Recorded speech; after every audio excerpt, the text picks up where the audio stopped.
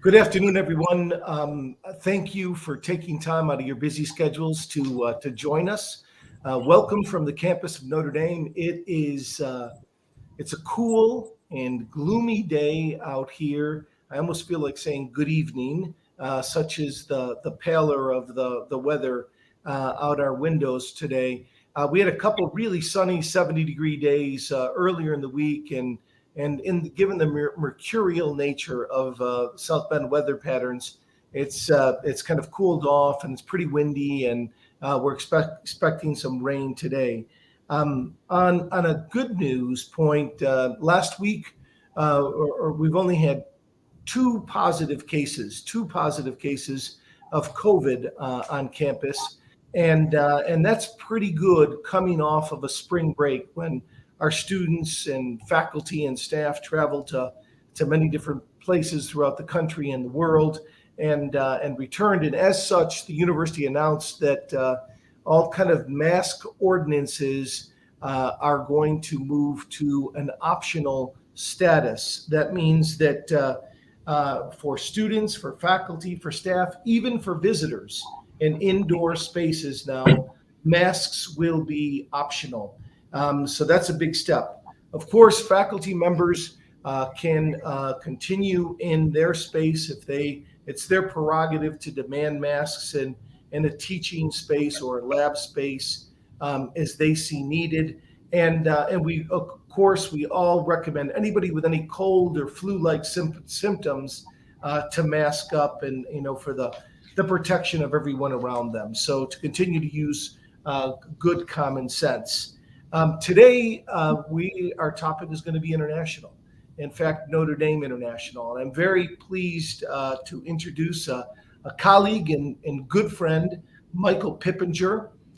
He is the Vice President and Associate Provost for Internationalization at Notre Dame. He's a member of the President's Leadership Council, and as such, Michael leads Notre Dame International, oftentimes referred to here as NDI. It's a centralized office for the university's global strategy. It's a relatively new position, maybe 8 or 9 years old. And Michael oversees a team of 100 people that are spread across the world and oversees such areas as international students and scholars, our study abroad programs, support for global research from our faculty, and multiple partnerships of other universities with other global universities and cultural centers, as well as Notre Dame's global gateways that are situated currently in 5 different countries. Michael is a graduate of Carleton College and has a PhD in English literature from Indiana University in Bloomington, where he was an award-winning teacher. Michael currently teaches in our Glynn Family Honors Program at Notre Dame. He's a wonderful leader and a very valued colleague. So please join me in welcoming Michael Pippenger. Look, he looks very professorial too. I'm very impressed. So Michael, if you could just start out and give us a little glimpse into your background and where you grew up even, and how you had this calling to become a PhD and faculty leader, and then how you ultimately came to Notre Dame. Absolutely. First of all, Lou, thank you very much for having me as a guest on your program. It's a pleasure to be here, and I'm happy to talk about Notre Dame's global efforts all around the world. In terms of my background, you're right. I have Hoosier roots. I got my PhD at Indiana University in Bloomington. I was actually born in Lafayette. That's where my father got his PhD in chemistry. And I have a grandfather who was from North Liberty, and I married a Hoosier who is from Southern Indiana. So it is good to be here in South Bend at Notre Dame. My PhD was in English literature. I have a passion for teaching students in all sorts of forms of literature, both the 19th century in Britain, as well as post-colonial literature, international literatures in English. I've taught, as you mentioned, in the Glynn Family Honors Program. I also taught a class on Native American literature during our winter session over the time of the pandemic. I've been at Notre Dame for almost 6 years now, and it was the best decision of my professional life to come here. I had been working previously at Columbia University in New York City and at NYU before that. In both of those universities, I was working on parts of global education and running honors programs. In the case of NYU, what attracted me to Notre Dame was the fact that as a university, we are very committed to imagining what our presence in the world should be. And we have a real hunger and desire to have the impact that we have domestically around the world. And we talk often about Notre Dame being a force for good.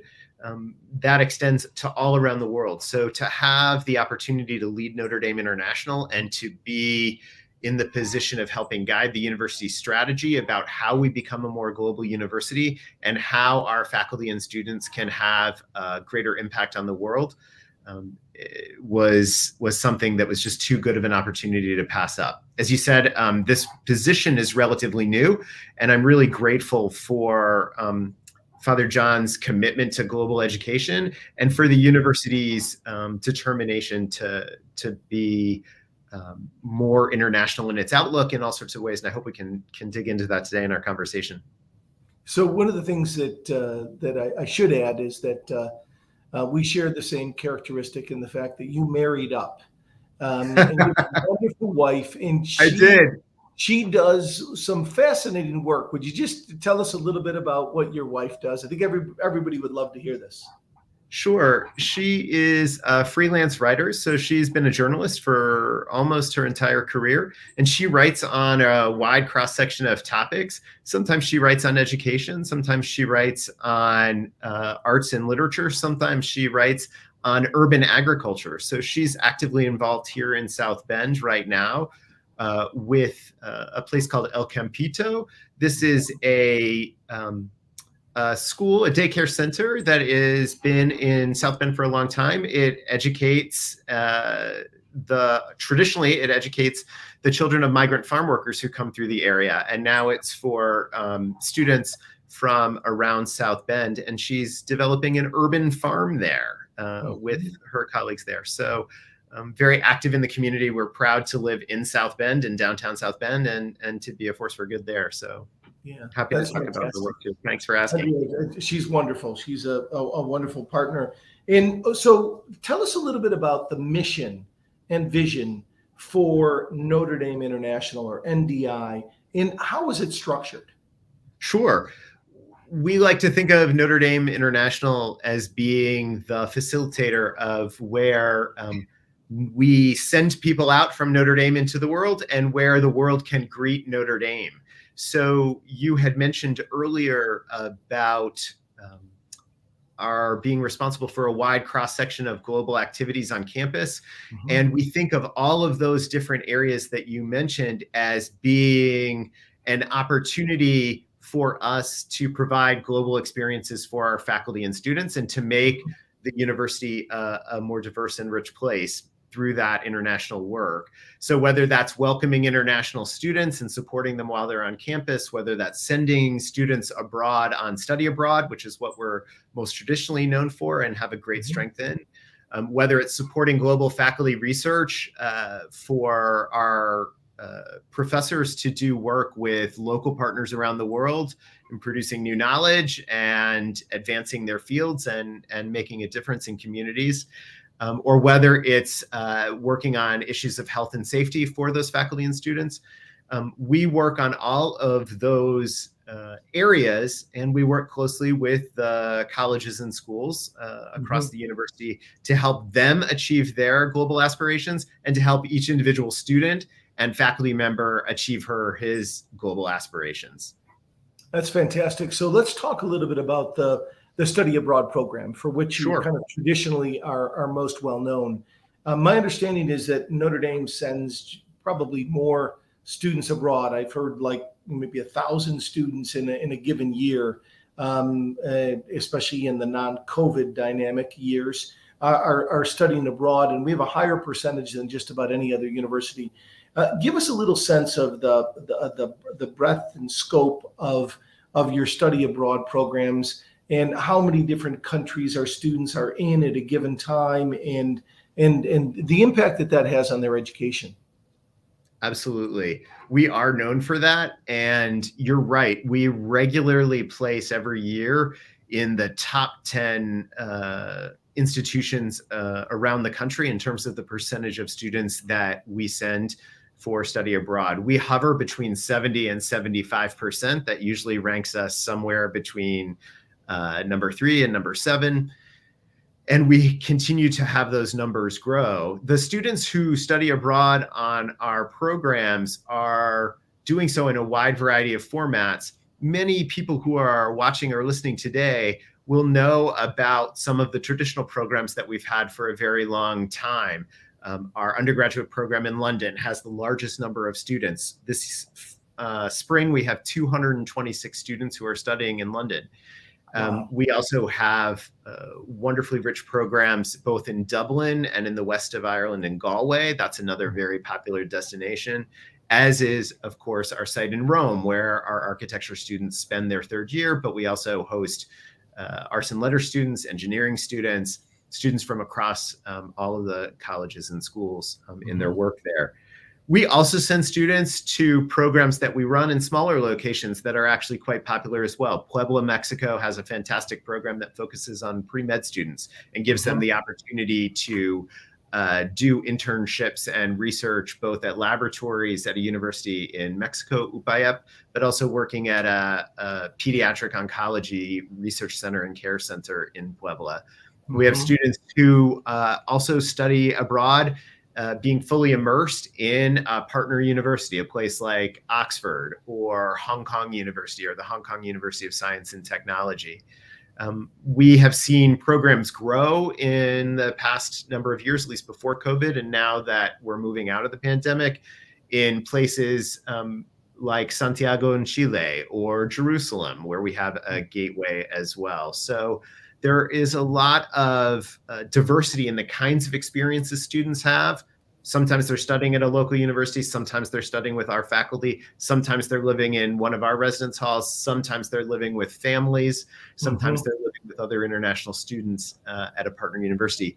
What I'm proud of is that that large number of students who are involved in study abroad, it's a testament to their curiosity and to our faculty's championing the value of a global experience for an undergraduate in his or her educational development. And I think, Michael, that a lot of our viewers think of the only way to go abroad is through a study abroad program, and for our students, and in addition to the semester, the academic year, a lot of students do summer intensives, for 8 weeks or so, to all of these different countries. And what is it, 42 countries or something that we run programs in? Is that right? And that then, is right.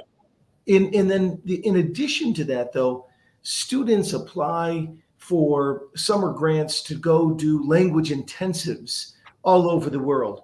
They can apply for research money to go do primary research in some of the hotbed areas of the world, wherever their intellectual curiosity takes them. And then many students, hundreds of students each summer, go and do service work, right, with Mother Teresa's sisters in Calcutta or at an orphanage in Honduras, all over the world. So the impact that what you're having for the global experience of our students is vast and diversified. Is that fair? That is fair to say, and I really appreciate you bringing up those other kinds of avenues or opportunities for our students. We'll take internships for an example, because you mentioned that during the pandemic, we developed a whole program, which we call the Virtual Global Professional Experience. We leveraged the Notre Dame network around the world so that we were able to provide students virtual internships so that they could still have a global and cross-cultural experience working with another workplace or a team or a faculty member doing research. We Could you touched give an over example or two? Give an example or two. Give us an example or two of those internships. Sure. I'll give you two radically different examples. We placed students in Chinese companies. So a famous Chinese company that some people might have heard of, Xiaomi, is a place where we've placed interns. In Jerusalem, we've had interns both virtually and in person, now that we're back in person, at Yad Vashem in Jerusalem, at the Holocaust Memorial there. So we really have a far-flung portfolio in terms of not just geographies, but also professional experiences with corporations, with cultural institutions, with nonprofits, with academic institutions. Those internships are now morphing into internships that our students who are studying abroad in those places where we do have study abroad again, they can continue those internships. And I think that's an important thing to stress for everyone watching today, that the global education experience for our undergraduates or for our graduate students is not just about an academic experience. It's also about professional development. It's also about personal growth as well. So all of those things factor into the kinds of programs we provide and the funding opportunities we provide for students to do those in the summer. One of the things that this COVID era, the global pandemic, has highlighted has been, the safety of our students. I think you were the first to react as an entity at the university in I forget even the year, 2 years ago, maybe it was 3 now, that you pulled back our students from the study abroad programs due to safety concerns. In not just COVID, but there's also at times different kind of terrorist incidents that might happen in a European nation or in some other part of the world. Can you tell us a little bit about all the work that goes into the safety and security and the partnerships that you build, the exit strategies that you have in place should there be a trigger event that happens? Give us a sense. It's mind-boggling to me how much work and responsibility and preparation goes into all of that. I appreciate you asking that question because it's something that oftentimes people don't see, but really is a critical part of our work. Certainly, the health and safety of our students and our faculty and our staff is paramount in our minds in everything that we do. We have on our team Director of Health and Safety, Jamie Sinarachi, who is our lead point person in times of crisis. She holds a leadership position with an organization called OSAC, which is part of the State Department's Security Council. So we have a close relationship that both she and I cultivate with the State Department in terms of getting information in real time about what's going on in a given location. We also work with an outside security and health and safety organization called International SOS. They also provide us security briefings with regard to where our students and faculty travel. We also work with Mike Seaman and his team to run tabletops about how to handle an emergency and imagine a global emergency and role play out what that will look like so that we're prepared in the moment. All of that work is the foundation that allowed us at the time in March of 2020 to evacuate 545 students and faculty members from around the world as the pandemic started. We couldn't have done that if we had not been practicing and didn't have those lines of communication open and really worked as an entire university, as one Notre Dame to bring those students and faculty back. So that's what that looks like. And it's always changing, and we're always learning and growing and keeping our teams trained and our faculty trained about what is required of them. What's required. And I know that our local police and security team travels to the site to develop relationships with the local police and security forces in that area so that they have face-to-face kind of relationships developed, that if they need to tap into them, they're ready. But you also have a network that fascinates me, like let's say that there is a terrorist strike in some place in Paris or in France. At a given time, we don't know where all of our students are traveling, in the weekends and so forth. So isn't there like when something happens, there's a check-in, an accountability measure to check the safety? How does that work? Right. We have electronic means by which students are alerted that they need to check in with us, and they're able to do so that we're able to get a count of where people are at any given time. That's really important to be able to communicate, because you don't always know where a student is at a given time, because they may not be on site at our global gateway, or they may not be on site at the university that they're studying, and we need to be able to get a hold of them where they are. We also keep in touch with students while they're traveling abroad on a weekend or during a spring or a fall break, so that we're able to connect with them in real time. So we've been focused a lot on COVID of late, and now we move to, the Russian invasion and the horrific events that are occurring in the Ukraine and affecting many of the border countries and so forth. Can you give us a sense of how your office helps Notre Dame look for a way to respond to the Ukrainian crisis? Definitely. And I appreciate you asking that question, because I think it's at the forefront of everyone's minds.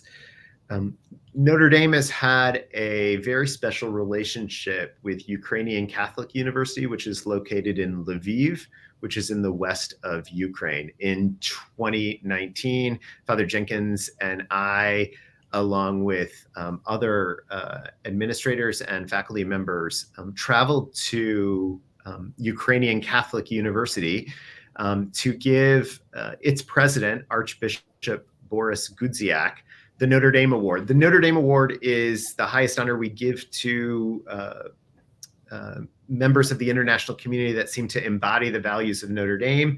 These are leaders from around the world who have focused on peace and justice, care for the most vulnerable, innovation, fulfilling our Catholic mission and identity. He was the last person we gave that award to before the pandemic in 2019. We have a memorandum of understanding with UKU to help host their students, to have our faculty work together on research projects and everything from democracy building to political science to theology. The relationship is very rich. So in terms of the university's response right now, for those that are listening or watching, we've put together a website, which is international.nd.edu/solidarity-with-Ukraine. You can find that that way, or just click on the ND homepage and then click on the banner learn more about our response to Ukraine. What we've been doing there is highlighting the work that our faculty and students do with Ukrainian Catholic University. It's also provided a platform for our colleagues there to provide real-time updates about what's going on in the university and what they need. It's really important that we stand in solidarity with them. Ukrainian Catholic University was the first Catholic university to be created in what was the former Soviet Union. So it's an innovative and important place. We're also involved in 2 different Catholic consortial organizations with them. So I would encourage everyone listening to go on that website, explore its resources. You can find out how to get involved and be engaged. I think the work we're doing with our colleagues there is just essential to who we are as a Catholic university. So you just go to the Notre Dame website, nd.edu, and there's a place to click on, response to Ukraine. Give us a sense of how do you think they're doing? What are you hearing from them? The faculty and the president, and anything about the interactions you've had with them? So right now, there is a core group of faculty and administrators who meet regularly with some of their senior leadership. We have on campus their provost as a visiting fellow. We also are in touch with one of the deans there, who is also a former visiting fellow here, and then another faculty member as well. We listen very carefully to what their needs are. We're thinking with them creatively about short-term needs, medium-term needs, and long-term needs. Right now, things in the West, we're monitoring them very closely. We talked to them on Monday, and we heard about the students and faculty being in a bomb shelter. We're also hearing how they're trying to continue classes online in spite of everything that's going on, with students either going into the military or going across the border to other parts of Europe. It's a very tenuous position there. They've asked for us to continue to be engaged, and we have in a number of ways. We've had our students be with their students in a virtual teach-in classroom setting online to learn about what's going on there. We've offered to host scholars and faculty members who might be outside of Ukraine and need a place to call home, either at one of our gateways in Europe or in Jerusalem or here on campus. And we'll continue to monitor how we can support both students and faculty and the university in its efforts to stay strong amidst an unbelievable, horrific event. Yeah. No, thank you. Thank you for all your efforts. No, thank you for asking. It's super important. On top of everything else that you're doing. Talk to us about other ways that NDI, or Notre Dame International, is supportive of our global community. Sure. So in terms of our global community on campus, we work closely with international students and scholars, both in terms of those students who are matriculated here and also visiting scholars as well. So I'll talk about those students who are getting a degree here first. We've worked hard over the past several years to increase the number of international students on campus, and we've done that at all levels, both at the undergraduate level and the graduate level. We also host and host international visiting scholars. We work with different departments and their faculty members to make sure that those international faculty who are here on campus feel supported and welcomed within the community, integrated into the community, just like we do with students. We also work closely on supporting Fulbright scholars. So people may or may not know, listening, that Notre Dame is regularly recognized as one of the top Fulbright producing and hosting universities in the country. That means we send out more Fulbright students around the world than almost any other institution of our kind and type. And we also welcome a large number of Fulbright scholars, both short-term and long-term here. That's important because NDI feels that one of its important goals is to support the internationalization of campus. The more we're able to make this place a diverse place that looks like the rest of the world, where we see people that look different from us, that speak in different languages, that have different experiences of both education and personal life, the more diverse we can be as a community and a cosmopolitan global community, the more we're training all of us as students and faculty members. We're training one another on cross-cultural education, on how to problem solve together, how to deal with ambiguity, how to be better global citizens, and what does that call us to do, especially with regard to our Catholic mission and identity. Michael, some kind of hot breaking news. Apparently it was just released who our commencement speaker is going to be this May for the class of 2022.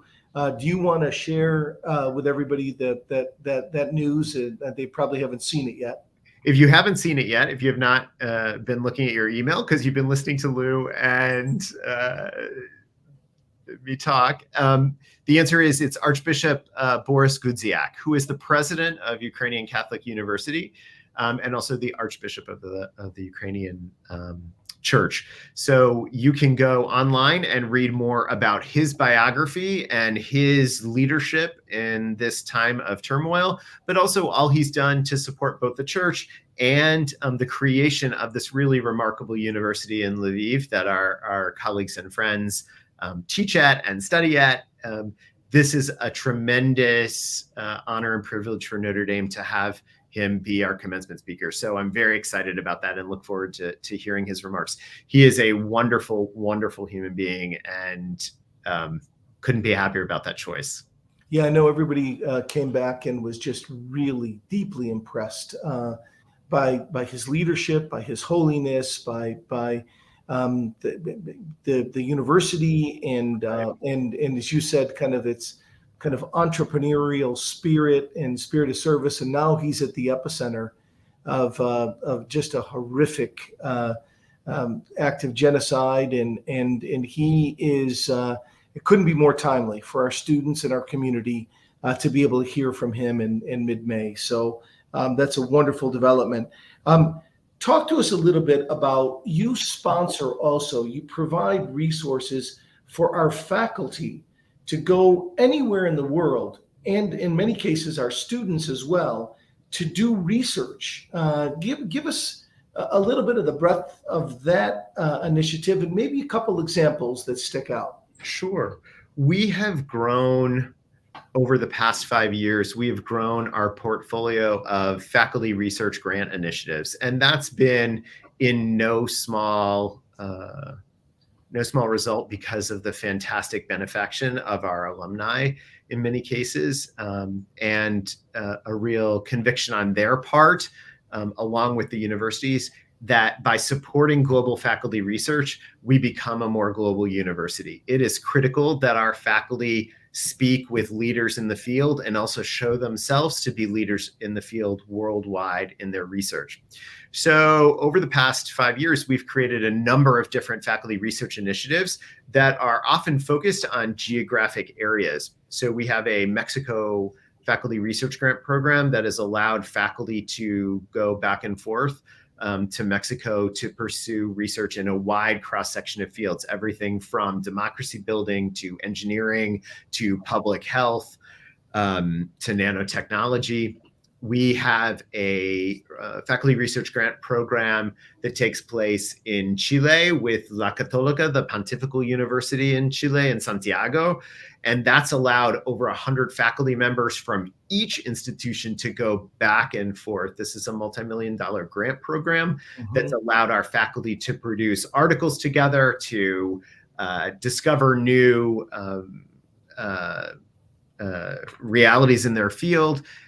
One of the things that these kinds of research grant programs do is that it's not just for the faculty, but faculty often bring their graduate students in tow, and that elevates the work of our graduate students, and their global education experience is just as important to us as our undergraduate students' experience.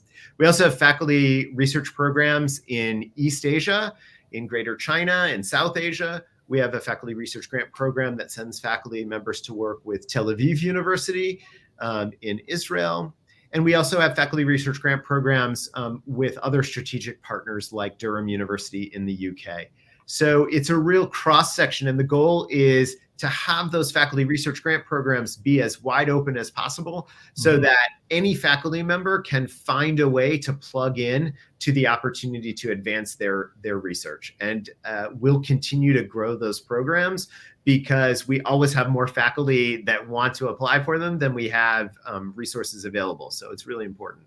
Fantastic. You recently partnered with the Alumni Association, Michael, NDI, did on their Think ND platform with a kind of a new interactive series. And this is kind of the start of things that will go forward. This one focused on global dialogues, the worsening water crisis. Why are interactive platforms and engagements something that our alumni, parents, and friends should participate in for their own continuing education? Why is this a good service to the broader Notre Dame community? That's a great question. And it's one of the surprising positive things that's come out of the pandemic. As we shifted to doing many of our events online, what we found was that there is a wide cross-section of people who want to be plugged in and hear on a regular basis from our faculty members about their research. And what we noticed was that during the pandemic, as we did different series that focused on the strengths of our global gateways, where we would have a faculty member do perhaps a 3-week or a 5-week program on a particular topic that related to London and film, for instance, or Irish literature, or fill in the blank at any one of the other global gateways and centers that we operate.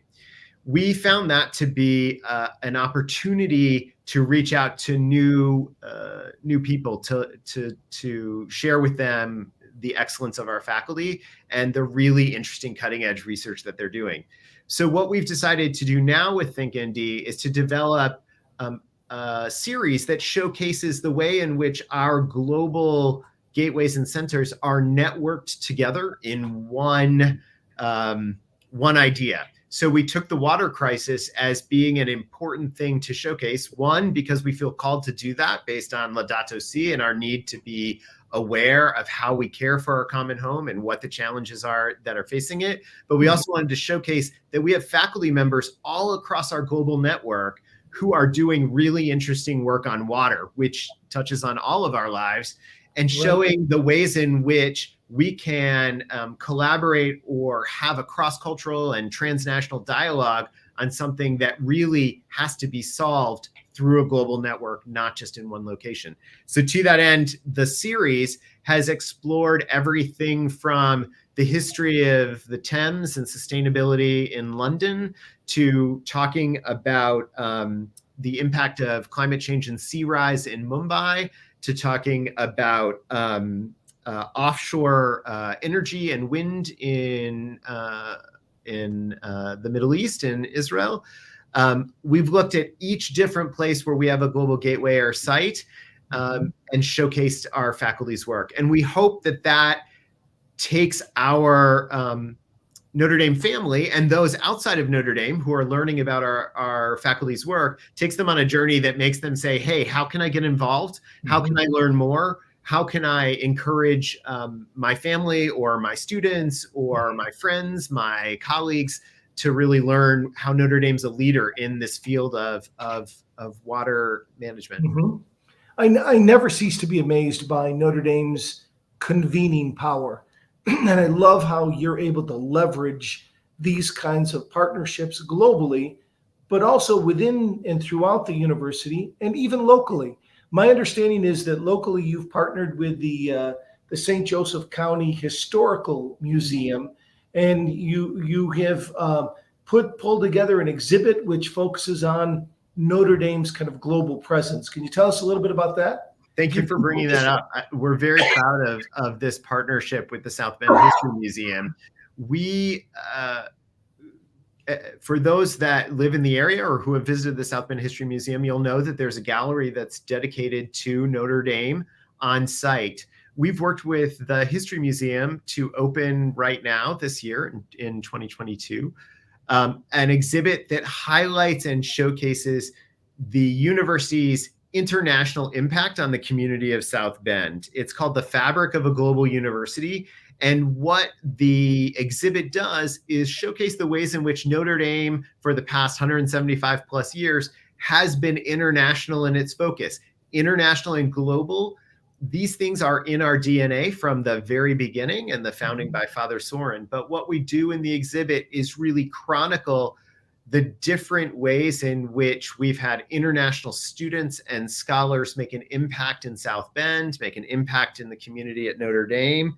And so there are all sorts of really interesting artifacts, everything from the first football used at an international game, which people may not know about, the 1979 Mirage Bowl, for those that are interested, to talking about first alumni from given countries and objects from their experience at Notre Dame and their experience being in South Bend.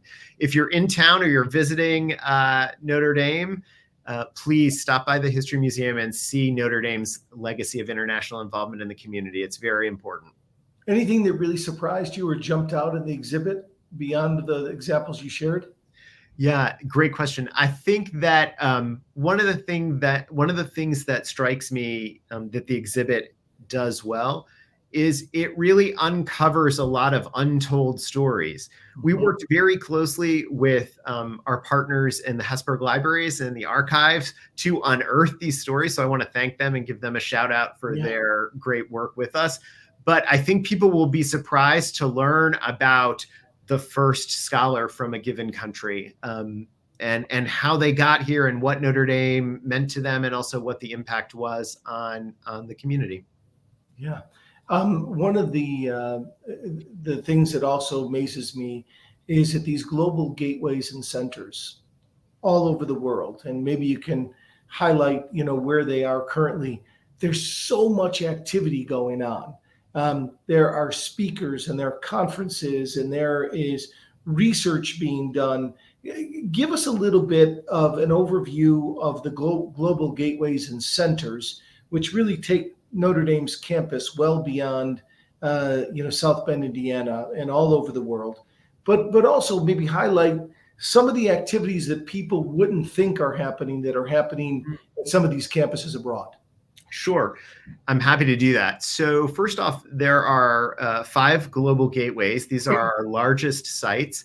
They're located in Jerusalem, Rome, London, Dublin, and Beijing. Each of those sites are doing a variety of things. In some cases, they're supporting study abroad, like we've already talked about. In some cases, they're supporting global faculty research. In some cases, they're supporting conferences or workshops, convening scholars and practitioners from all around the world to do work. We also have smaller sites located in the west of Ireland at Kylemore Abbey, in Nairobi, in Sao Paulo, in Santiago, Chile, in Mexico City, in Hong Kong, and in Mumbai. I mentioned these sites because we also have team members that are working there, either with students or faculty on research projects, conferences, connecting with partner universities, connecting with US government authorities or businesses to support opportunities for faculty and students. In terms of things that people might not realize that we've done, I'll name a couple. I mean, the list, Lou, as you said, it's really remarkable and endless. And I'd encourage people to go to our website where we have a lot of rich content about the different activities. In the west of Ireland, we've run a series of workshops for first responders in the west of Ireland who dealt with the pandemic, bringing them together for a retreat and reflection and understanding about their role in society and how to care for themselves while they're caring for their communities. In Beijing, we recently hosted a virtual conference that was focused on China's soft power in Africa. That's really a fascinating topic and one worthy of more study. We've worked to partner with our local university partners to produce incubators where we are trying to build up research portfolios. So for instance, in our Mexico City Global Center, we have an incubator that's meant to bring faculty together to imagine how to develop research projects and bring them to life and give them longer and a broader impact. So it really varies from place to place. I should say as well that, of course, there are really unique things in each location that are supporting our students in their work. People might not know that we in London have internships where our students do internships at the Parliament, right? In a place like Hong Kong, we're connecting our students with alumni, which is really important in a time when Hong Kong is struggling with the pandemic. So it just varies from place to place, but it's always rich, always varied, and always showing our broader connections with the local community too. And you received a gift recently at the London Center, a gift that it could not be taken out of the country. But an amazing gift of G.K. Chesterton's papers and artifacts and everything else. Our are stored at our London Center. Tell us about the significance of a gift like that. We were very grateful for the gift of the G.K. Chesterton archive from the Oxford Oratory. The gift is a wide variety of G.K. Chesterton's papers and effects. So we have manuscripts, we have notebooks, we have artifacts. Why is this important? G.K. Chesterton is arguably one of the most famous 20th century Catholic writers in English, also well known as somebody who had an impact at Notre Dame and who Notre Dame had an impact on him. He came and he spoke at a commencement here, spoke fondly of that experience. The archive, which is now housed at our London Global Gateway and will open later this year, it allows the London Global Gateway to be a platform for scholars from all around the world to come and have access to these really rare and unique documents, and to have that be a place of scholarship and fellowship to learn and to consider more about Chesterton's legacy. It gives our students a chance to do archival research and to also see how an archives is run. It also gives them a chance to meet with scholars and network from around the world, just as it does our faculty. So we couldn't be happier about that gift. We're very grateful for it. Well, Michael, before we close, one of my favorite spots that was done years ago, and I'm going to butcher this, showed Notre Dame's global presence, and it said something like, our campus may be in Indiana, but our education presence, whatever, is the world. And you've done an amazing job in building that out and taking that to the next level, together with your team and in all of the partnerships that you have forged. Any closing words, any parting thoughts that you'd like to share with folks about where we're going? Sure. Thank you for that opportunity. The first thing I would want to say that I think is important for everyone to know is that this is truly a team effort. You just used that word. You mentioned in the introductory remarks, we're over 100 people strong, 130 around the world. That is a really important team that I'm very grateful for and want to say thank you to on this in this moment, because all of the work we've been talking about for the last hour is their work and their calling and their vocation, and that helps advance Notre Dame globally. So I want to thank them. I also want to thank our faculty and students, right? We wouldn't be a global university if we didn't have curious faculty and students who wanted to be out in the world and making a difference. And in terms of what the future holds, it's a really exciting time as we look to a new strategic plan for the university and we look towards how we can make a difference in the world.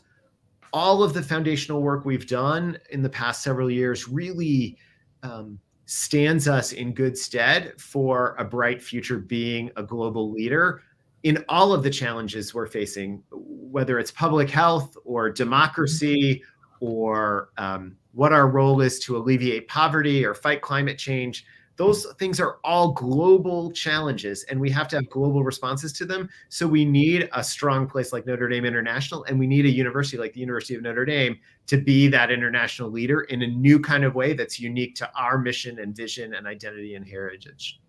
Well, Michael, thank you for your leadership and your continued kind of creativity together with your team to kind of take us to new places of the world, to make us relevant in many of these real hot spots. Wonderful news about the commencement speaker and the partnership with the Catholic University in Ukraine. And I don't think there'd be anybody here that denies that the world is growing closer together every day, and that we've got to be educating our students for the pressing global realities that they're going to face every day in their lives, both in the workplace and beyond. So thank you for that important partnership. And maybe today, as we always close with a prayer to Our Lady, maybe we can offer that prayer up for the people in the Ukraine that are living in tremendous fear and undergoing and observing all kinds of atrocities, and for refugees everywhere, people that are living in fear everywhere, people that are fleeing with their families from horrific violence in so many different parts of the world. We'll offer this up to the intervention of Our Lady. Hail Mary, full of grace, the Lord is with thee. Blessed art thou among women, and blessed is the fruit of thy womb, Jesus. Holy Mary, Mother of God, pray for us sinners, now and at the hour of our death. Amen. Amen. Thank you, Michael. Great to be with you. God bless you all, and we appreciate, again, your time and your attention, and we send you prayers and blessings, and go Irish. Thanks. Go Irish. Thanks, Lou. It was a lot of fun. Be well.